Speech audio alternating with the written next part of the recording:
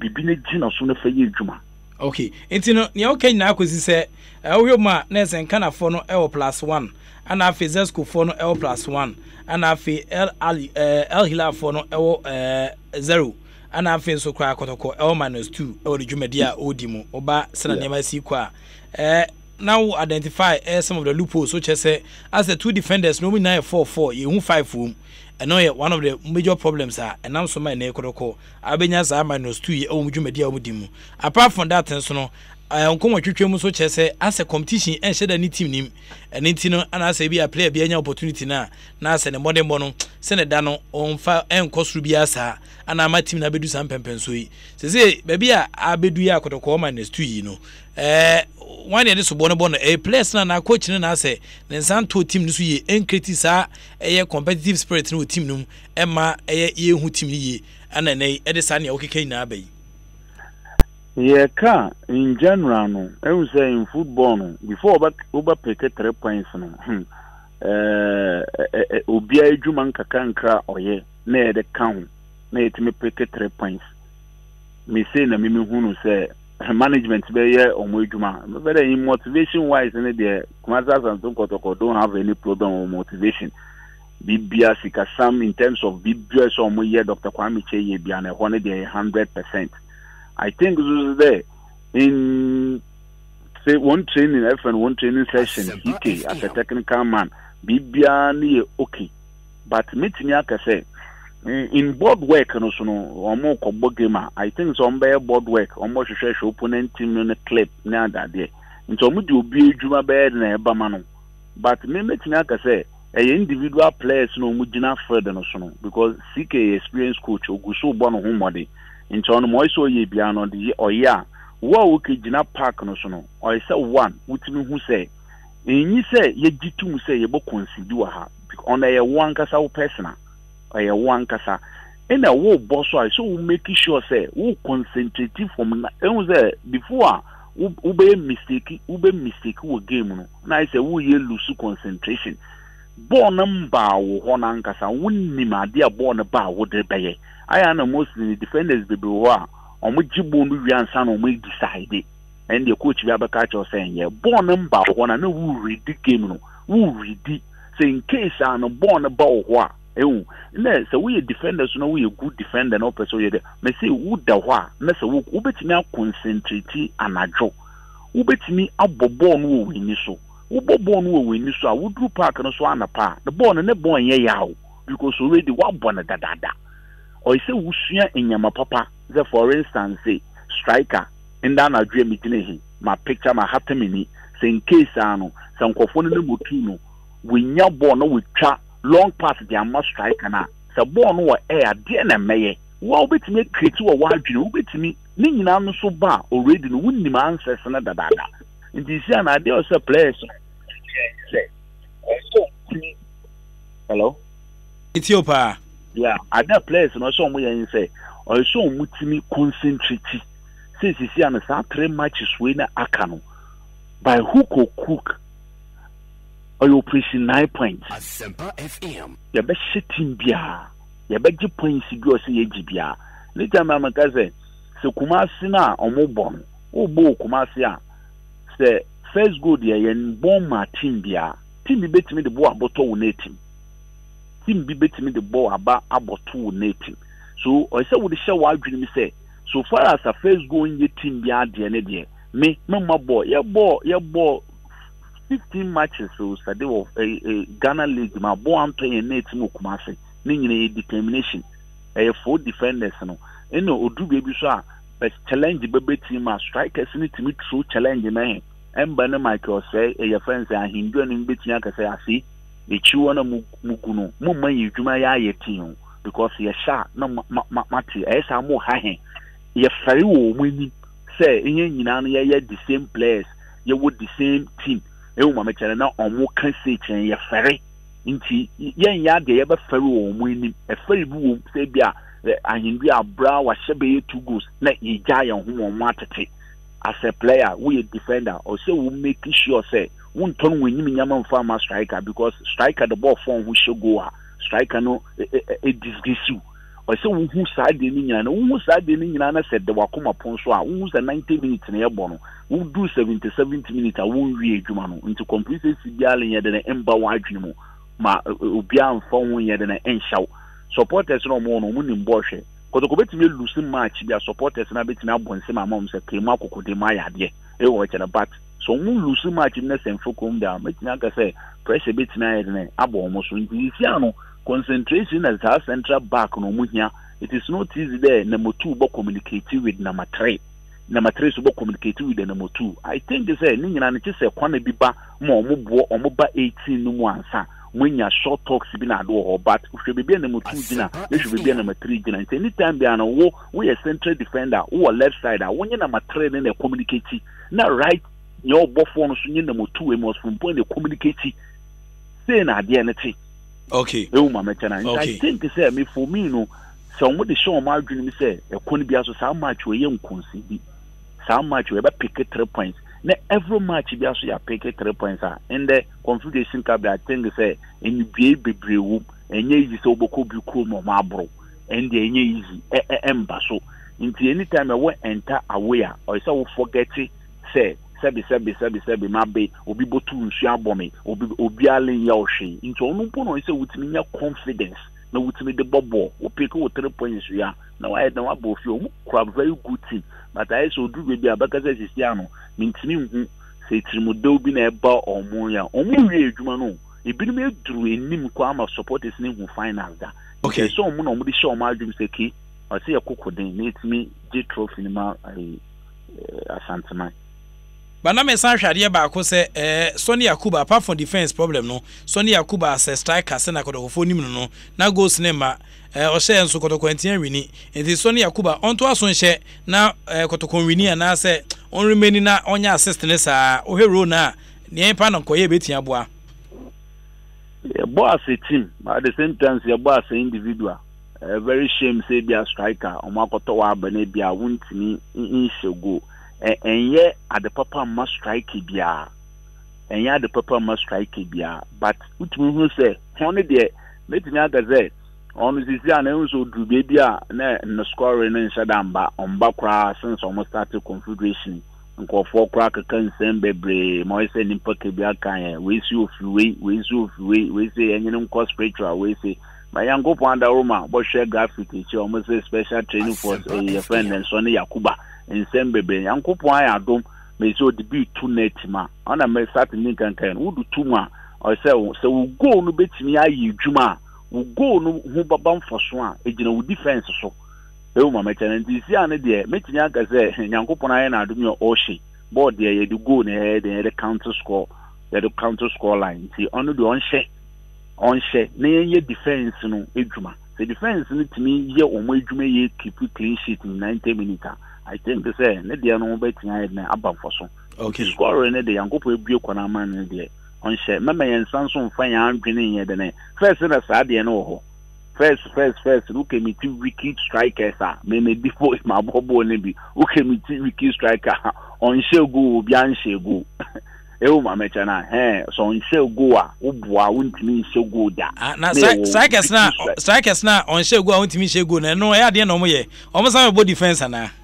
Oh, I tell that omu ba fifi mu no ebi o person no nkwa na o supreme team no mu ono nkwa na say football is one ye boss team but do be a person born individual obi o ha no de obetini aka chese ke me de ma ye medwuma wi o yakokun ankuku aba no ono a yankopon ye na adom wonya 2 goals bi ahya na sabi omo atete no ewu ma mecha na otimika Sunday wa ye na edwuma ewi nti but yen nyina na ye kokun na yedi nkuku enwa those committee wiki strikers o betimi aye na akesi acho but utimi hu wo hyakwa na se wo goal no hu babam foso a defenders no betimi protect wo goal no ma wo goal na aye na ho abam foso but the defenders na intimidia I think say goal no hu bam foso bia amfam ma club no but on office wa ye na edwuma ewi nti ebe no o feel big or management in the side of Philly or supporters no but goes no so no home ban for so man supporters no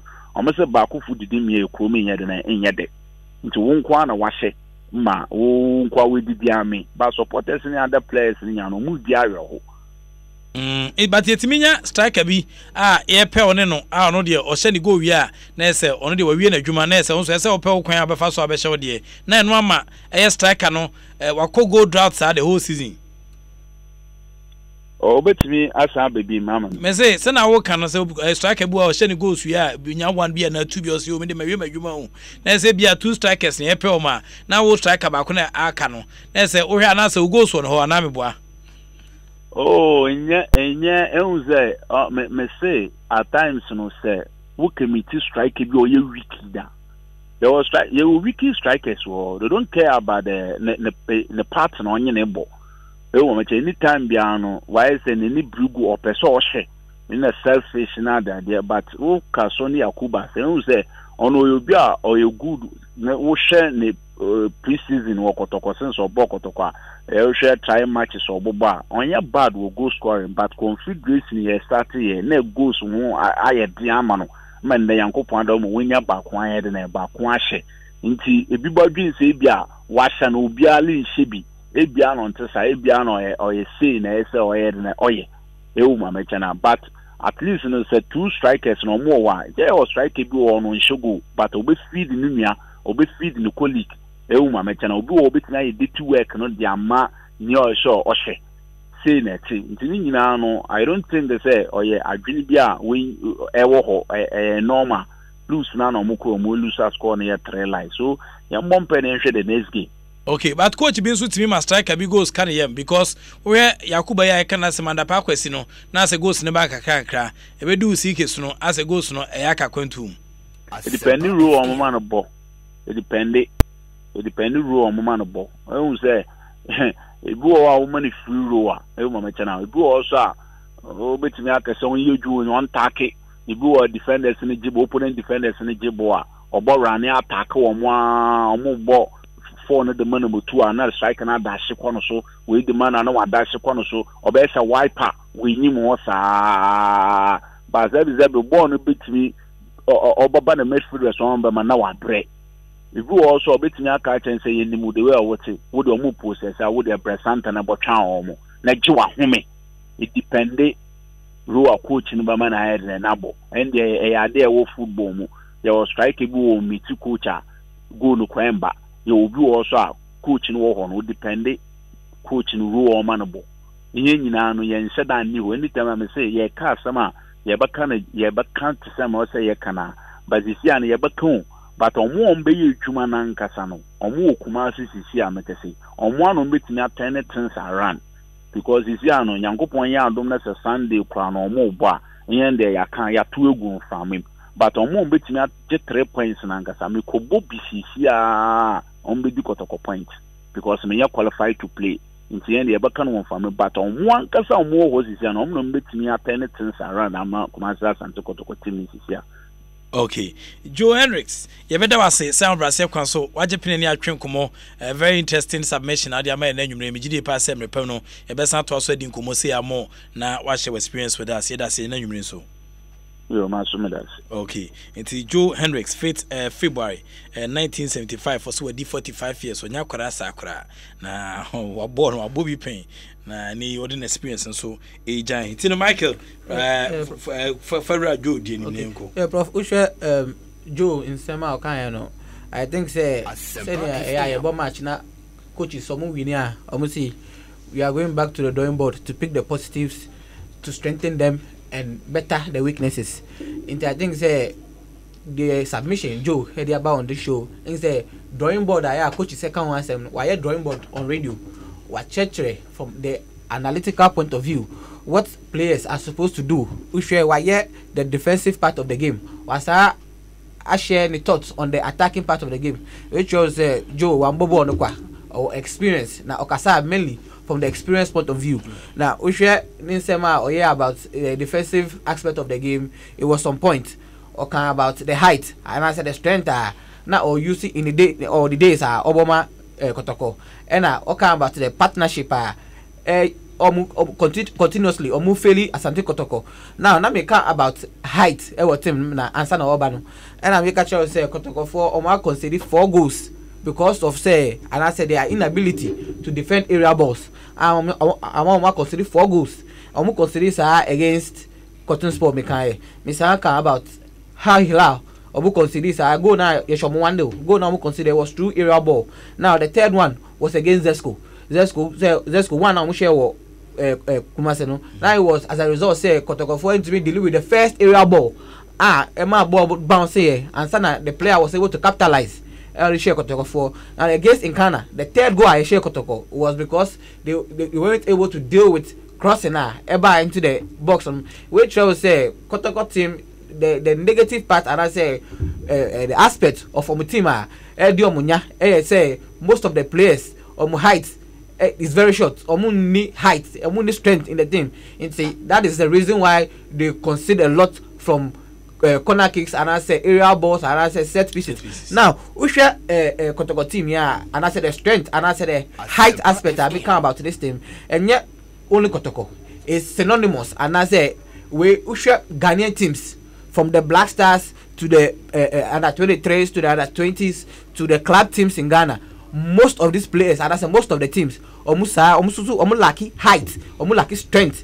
Now let me tell you, lucky the ambition to go continental no. Yes. And also count you planning Ghana yes, because the type of players I want the type of players and I say Senegal the type of players I want Cote d'Ivoire players they are not diminutive and I say short but their players are when you see them you see that no you are going to play against giants who see who height who strength. You see that a player who is not in the same shape and has only height and has a strength to play with these people, they struggle when they meet these people because they very used to height, they very used to strength. I want to know against you, and in free kick situations, in corner kick situations, you suffer because you can't match them in area balls. In that mekano, we share under 20 team. I call Niger. I'm call Niger. 20 team. I'm call Niger. We share team now. We say na height lucky into most of the goals are, and I said the 3 goals are considering in the under 20. Tournament I won in Nigeria. Most of the goals were area balls. We showed the Senegal game. Badji, the striker of Senegal. The first goal I share was an area goal, and I said was an area ball. I already share. It was a cross from the left back position of Ghana. And on the head here. Now, Omukosha Sago was only 2 Senegal players were on the attack against 7 Ghanaian players. But because of say your lucky height, our team into 7 players against 2. They couldn't deal with the area ball. Senegal for a float here into the 18-yard box. Into the Ekose Sago. Now the second goal against Senegal was also as a result of height. I knew what team name. Ushwe Ishawaku Konda against Badji. Omuko Infamemu Eko pre-area ball. But Badji winning the area ball. And Onwa as the same player quickly. And I said that fast, strong into. Or winning the area ball, no, he was able to move into the box, and Senegal player no, a return ball for him to score. Into height is very important. Okay. And Ghanaian teams, like his height. Okay. Mamenko Amanu Subi Samra, Michael Osei, assistant coach at the Black Meteors of Ghana National Under 23 team. Michael Yamajo.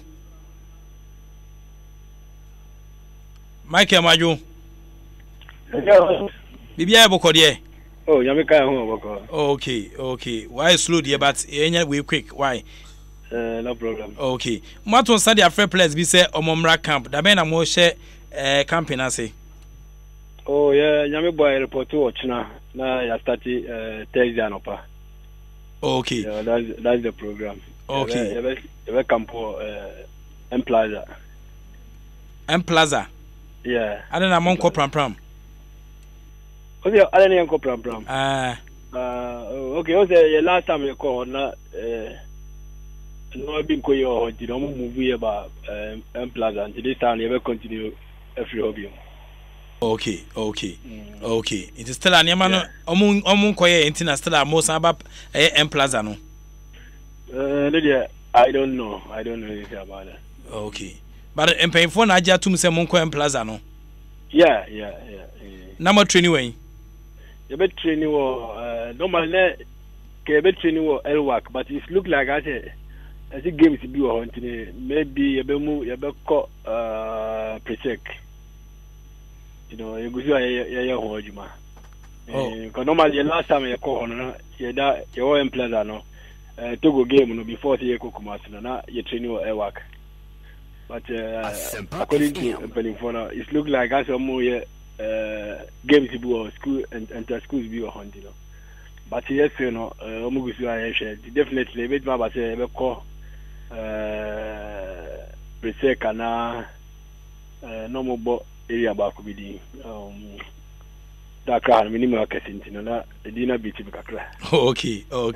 But plus, then converge M Plaza Hotel. Plus, no, Omomra M Plaza Hotel. Exactly. Okay, best time, Bay. Best time, Bay. 4 o'clock. Okay. Because they've been free long journey now, but you know, hopefully by before 4 no, and 4 between 4 area no money now be doing that. You started Thursday and up. Okay. But when we communicate, we say as a mobile sat on the first second badge, and I'm this is the first batch, but any complete you be second batch. Once I training na free other ones, you know, because you didn't free the whole place, you know. This is a big band, a big call. Wow, you're good, you know, but justify home very good, very well, you know. What say? Because we are building a team, you know. Under 23, you know, your good players who follow that age, you know. You know, so I'm a ball professional, big ball fair division, big ball premier, no. You know, team near body say because I lucky say at the moment, you know, competition because we Ghana had, you know, the last game my boy and lucky any foreign players, you know, because no more about holidays.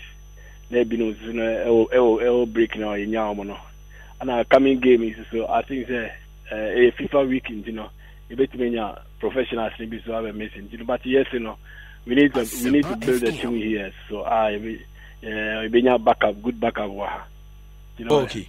And this is very important. Okay, now because I'm say and there Martin said first batch, now the second batch, Banam say your more legal Kuma match beyond consumption. We in your place, no. Most of players, you know, it's about 11-12 players, no more or more first team no more the ball Togo, no. And you did so from under 20, no, or more no more Kobla no more Campo, no. You did be a because I say your transition way, you know, and to me come very well because of players as adults, you know. I think the teams, you know, under 20, you know, under 17, you know, we are who are now we are outside. 20, no, we are who are no be ira. They said I'm going to graduate to 20 to 23 to last time. This time, no, I have very difficult at Ghana because of players, the way I'll be able to outside. You know, it won't mean your teams, you know. What you mean people boys, you know, and then one side are clear as you say, parent, you know, you try to you bet me I no more bet me abuasa transition way, no. You know, on the ocean players now, the most now no more 20 now no money Jimmy Kovla camp, no, and the bisu abeshishim, and you have other guys, so opportunity more almost so, and more into my man, so definitely, you know, or you man from, you know, be at the future, no, it be so bit my bar. It's the end of your kind of first batch, no. Okay. Now, me say idea baako was head coach anka sansu ni ho. Enti head coach timetable ni na kita wa je say wa makra wetin adwuma na ko ni ma. Yeah, so no mo onche on senior coach akosi amoko akoshe no ma akra Europe. They definitely no very soon, yeah.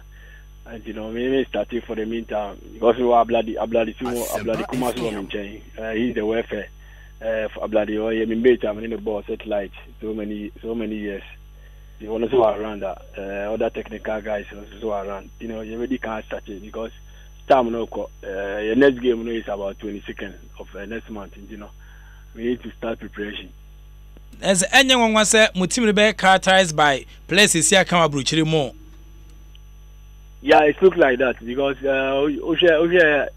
22nd that week now. If FIFA winning, you know, we can invite them. I'm almost because we rely too much on the locals. You know why? Because of the competition beyond, you know.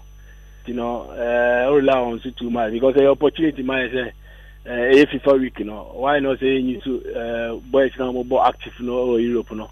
I'm boy to say the last time you need to go on by on between boy, you know, all the same. So also making sure say your body in your backups in case BBS or Europeans now or another team will have almost bet me abua. Okay.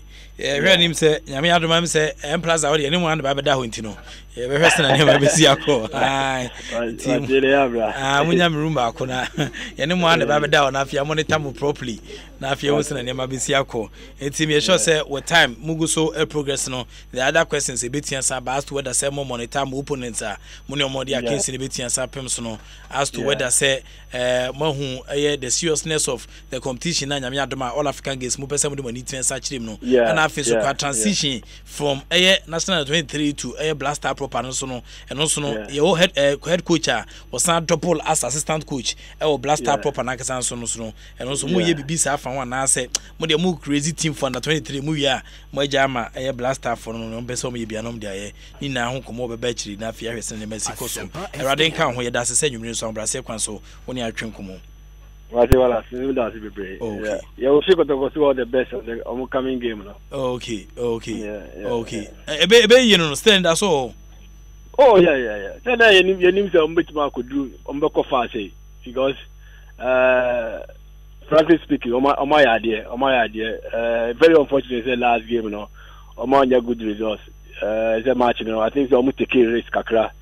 Now approach the game, you know, more at all cost some person win and draw normally, but very unfortunate. I'm gonna say this is football. I think that some of the guys now normally almost making more impact on game, you know.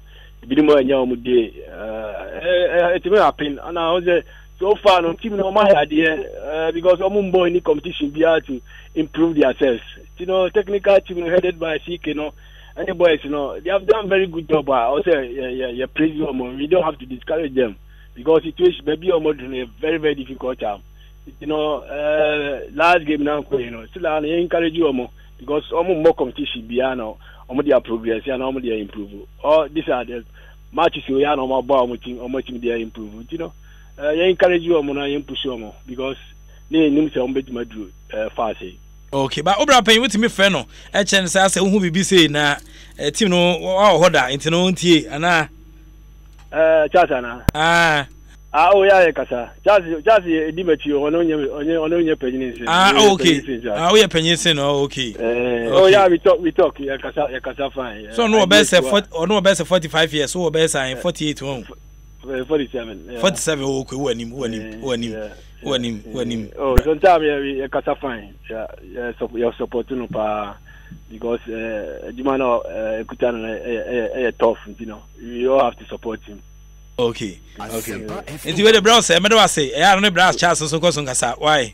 Okay. All right. Okay. It's Michael say former Kodoko assistant coach and Atene Castle also Eden Komo Bano, former Black Stars player, former Kumase assistant Kodoko player, ne one kita national 23 team as the assistant coach, and one Ibrahim Tanku, and so Aton said their first set of players be some Mumra camp. Now we found CC Mepemsibere, Sena almost evolution or ABC Ako Ediamoso.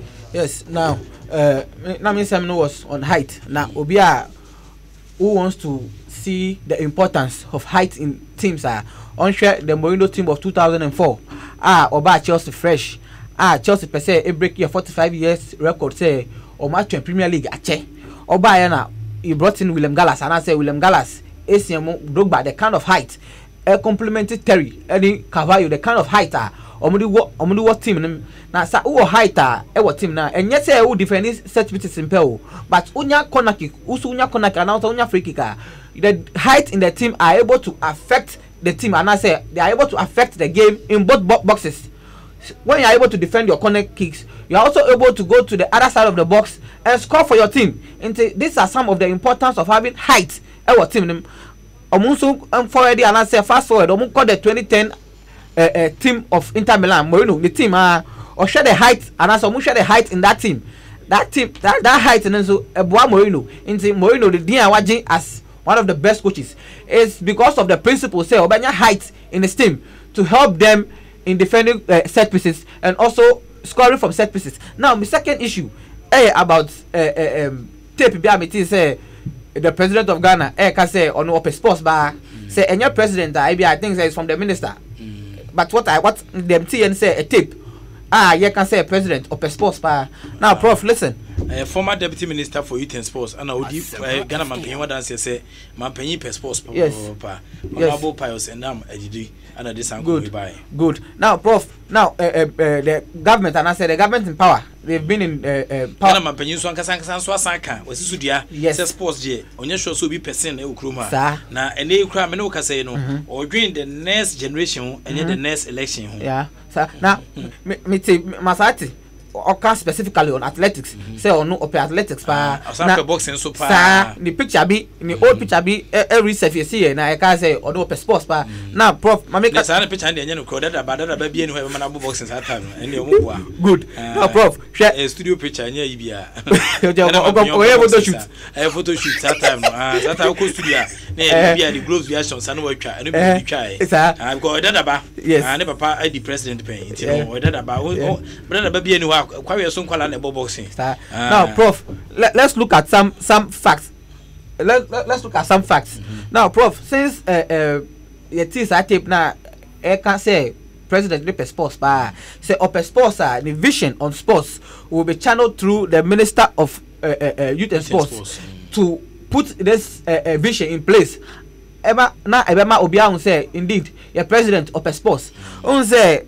Normalization committee and as I putting NC in place. We say almost 6 months period. Now for the first 5 months, because of their improper understanding of our football, by all means, you see a say young competition into the government of the day, and I said the government in power, I put in place another committee to handle competition for footballers, and I said for football people. Now, Prof.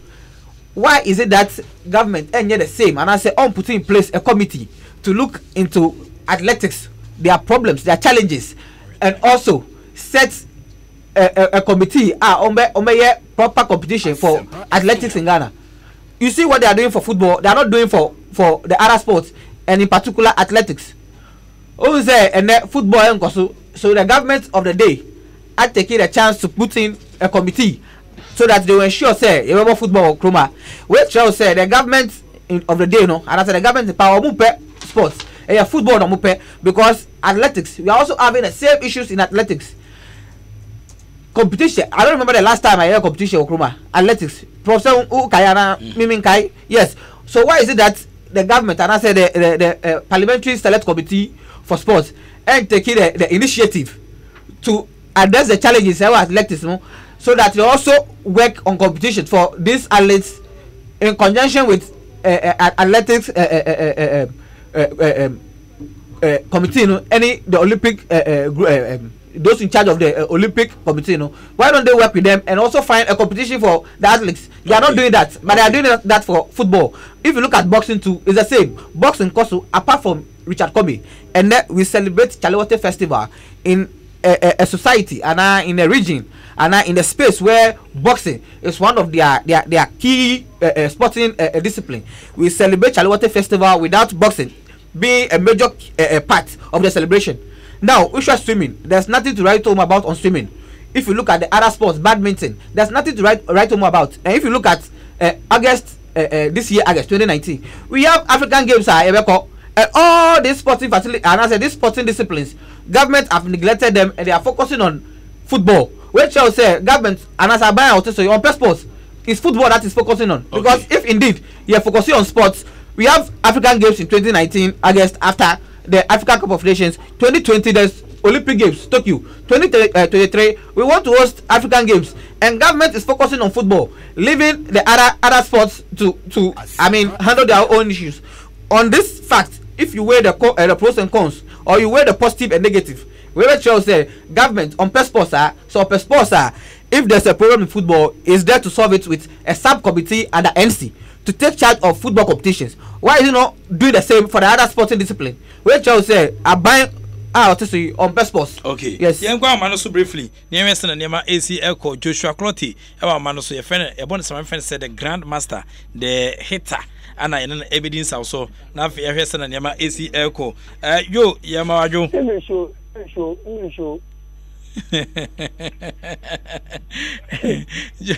Joshua Clotty, Majo. That's it. Bibia Bocodier.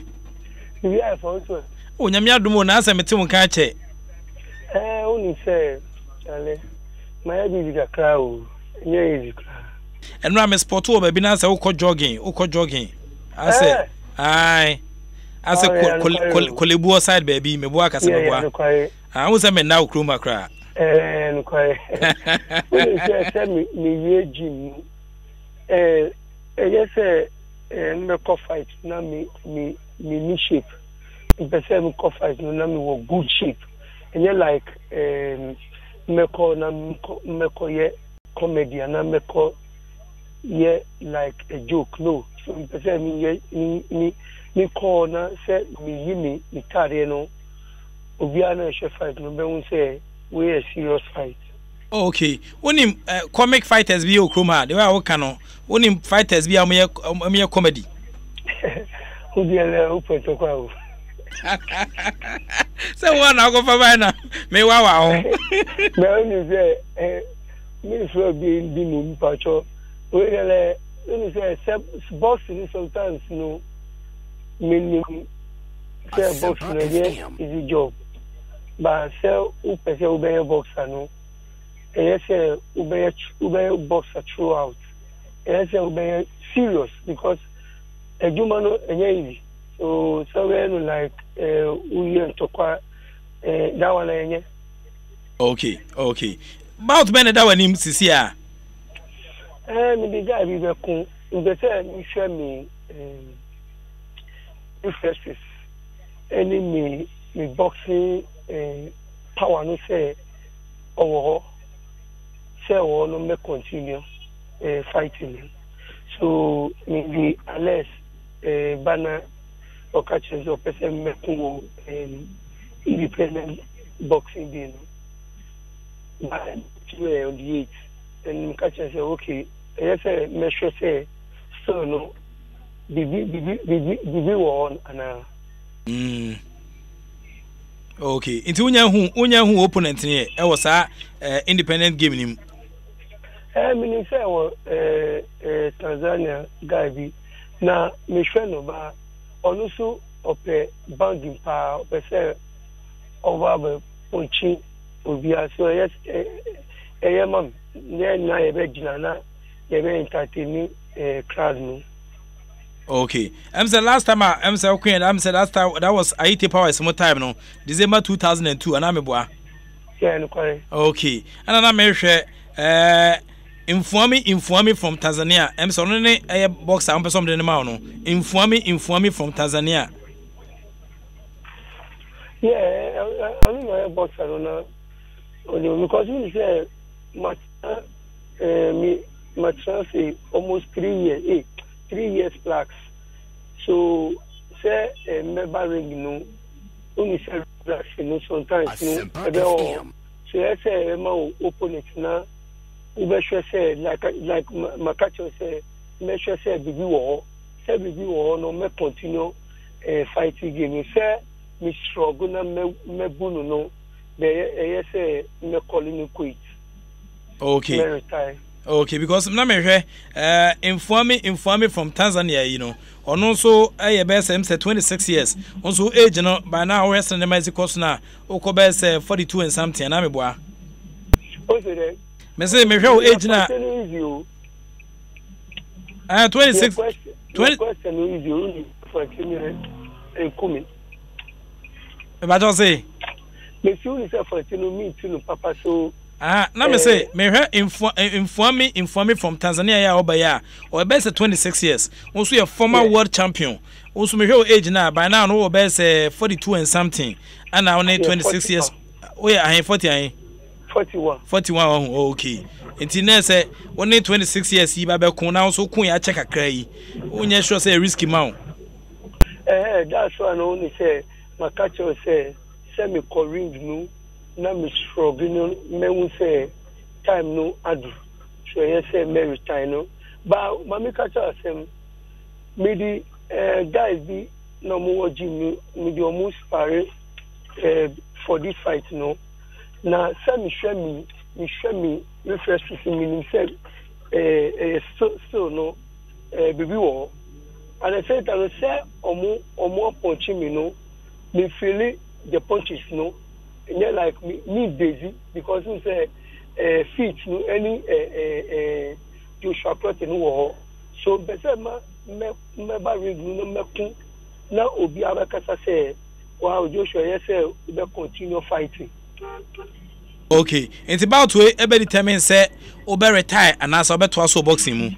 Yeah, look at it. Okay. But in fact, boxing so why you adwuma mu pa o? I don't say yeah dear le pese be ya ku ya di top fighters no ku. Yeah part. Me former champion.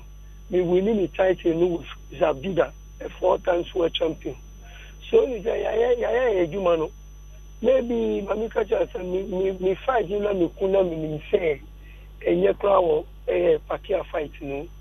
But sometimes no I say Ghanaian for no on member chance because one even so Jumano enye baby ana we call Jumana bibi ara ya mamu ewo Jumano. So sometimes you say we call Jumano na uba fena things yeah correct no yes we be taking it easy when you say me dey obi aku shoko to fight to share magari to share everybody but one fight you know mu judge me with it no enya klara at the same time me call Australia me di Anthony Mandiu ku Australia me bunu ba omu pese o me mam chance because omu show say still no bibi wo na me di Canelo assign contract na be say me obi ahun say so no Joshua no na onusu ojane so ya Juma no say anu say ye wo dogbe ye wo ichapom ye wo imade bingwe so onusu omo adi no. Okay, because na me hwe boxing dey why adwuma wo last fight on Pacquiao fight na nya asem ketwa but internet say we are obeboyi on Tanzania boxer yi 26 years old no dey na we hwe boxing mu bio. Well yes me call ready na me impressive obia me whole mind no one thing me impressive obia especially the media me impressive omo because say me impressive omu no make chere me say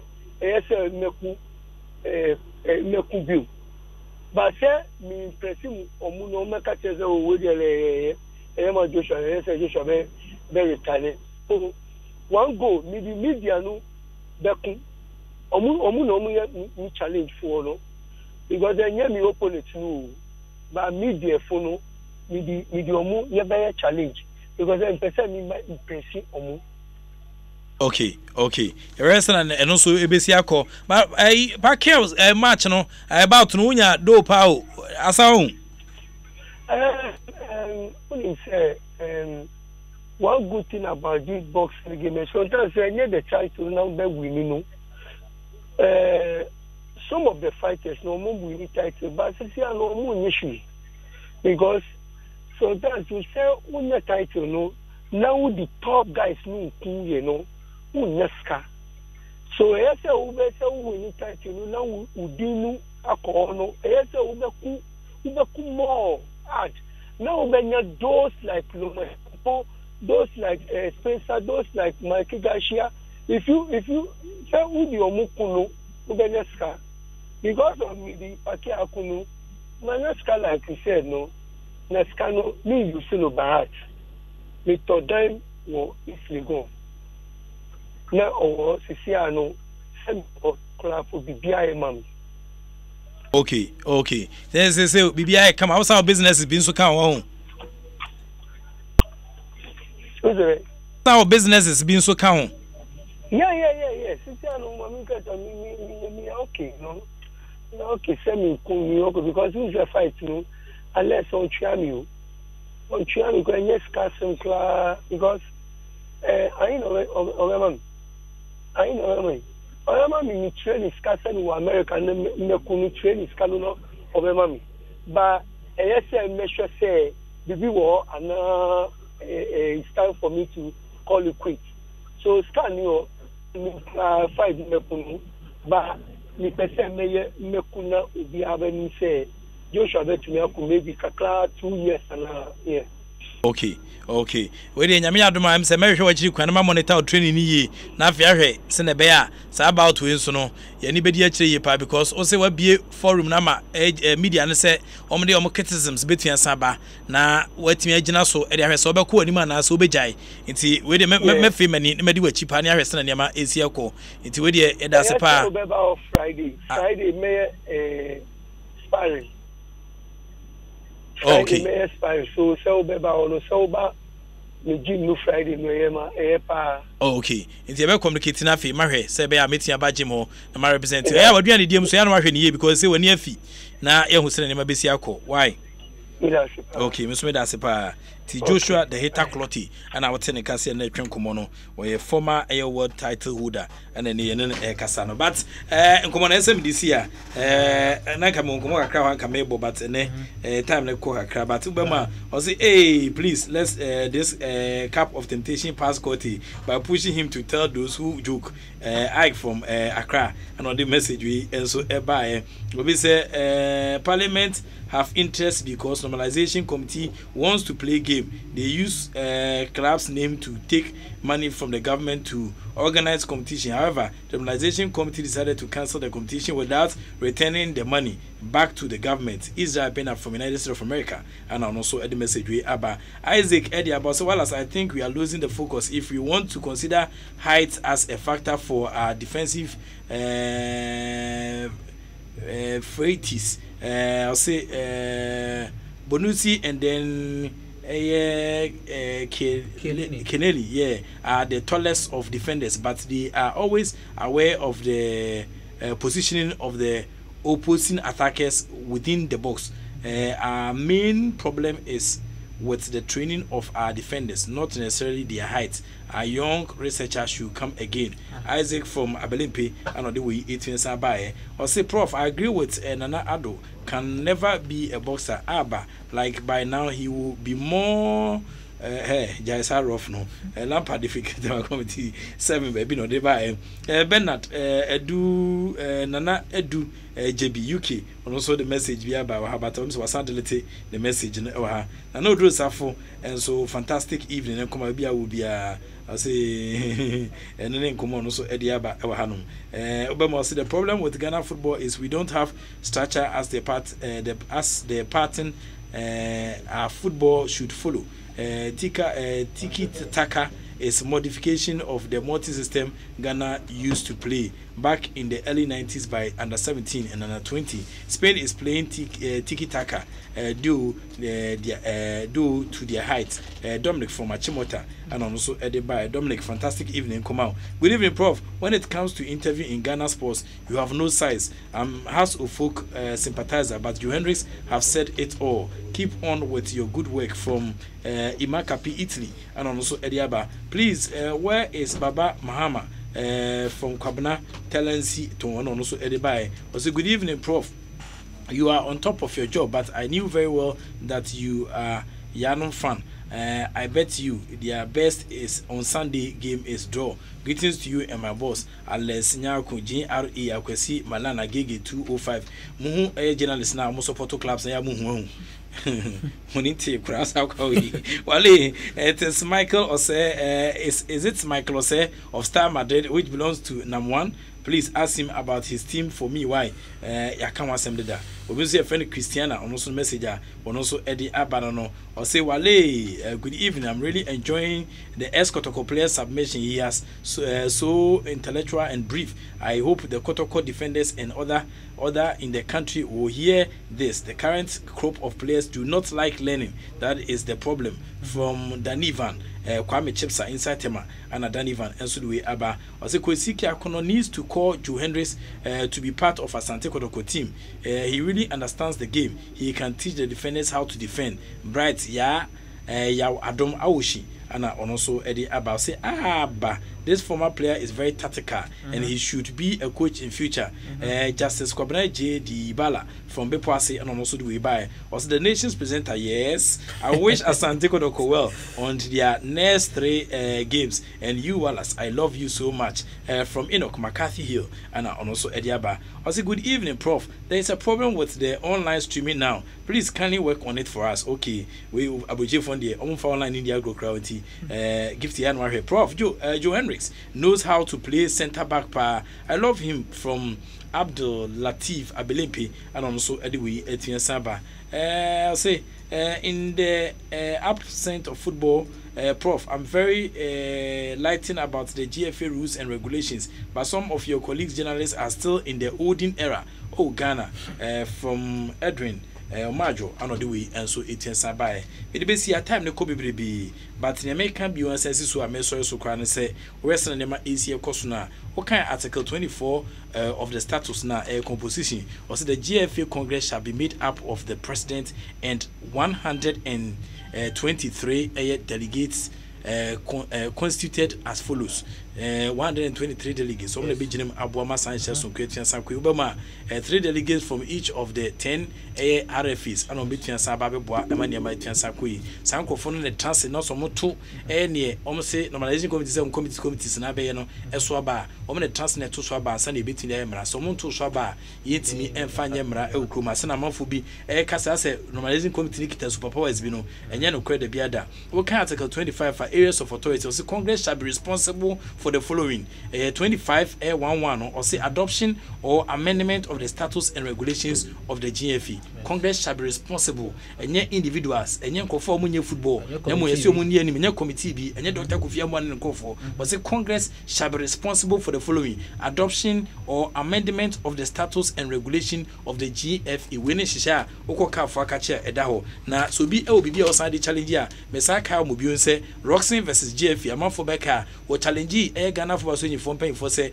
so the FA no kokota na ye you free football mu sanche no human rights no ene Ghana de ebo bra conflict e wo se Mexico so ntiki etwam wo de court no we se na nche ne Asia kwasa abre no na court paying for ati no eye maame Sofa Yakufu na afi nso eye Mrs Adinyira na afi Comfort Usu na Bafo Boni Supreme Court Judge na Justice IT wo mo ne timensa trans ansem so e maame ensa na wo sa trans so Supreme Court. No more transfer about Heston and Mexico. So, no more say, well, Heston and Mexico. So, GFA is a voluntary association. Now, Heston and Mexico. So, status no does not form part of Ghana's law.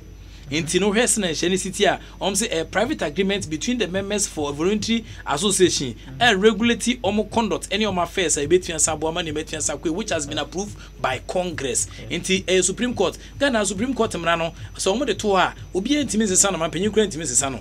Supreme Court man, a Banu Bia was in Shani City on the way a president at Dawa, Amia Domam Repemno, a debate to join Tiomo Bomonsem, analyzing committee bear Jumani on Konyabana, and Yadia Bear Juma. I'm on for Becca Yepa, Mama Yariga time no so no one of the 3 days eminent personalities hotel bako esika bebre ana omde shemu sa mra no ye anko congress intentian stand the test of time Cape Coast declaration and sent them question te chenkasa enso ne FA4 no esa trans omde be 4 weeks honum after so we no entian ko congress intino entian be mra bepem sabre inti ne normalizing committee aye no awanje clubs no consent no konia ban san ko congress a ye kan congress no modoje no anko congress a nyadia ebetian san mra ana ko congress nso a esan so wanje clubs na adwiniti no wan hwa no makoboni na agu na sesika aban de baaye no o man yusu sika ni ye afa ma bepem no ye don komo betian san ba me de besia na mada wase na ma chelp se okoso ati Asempa 94.7 FM ko buruku ahene papa ya trust de dada ana fe do tana ne bo ama enso ha o mo so edin hihya aka na etian san teche sunsun asem de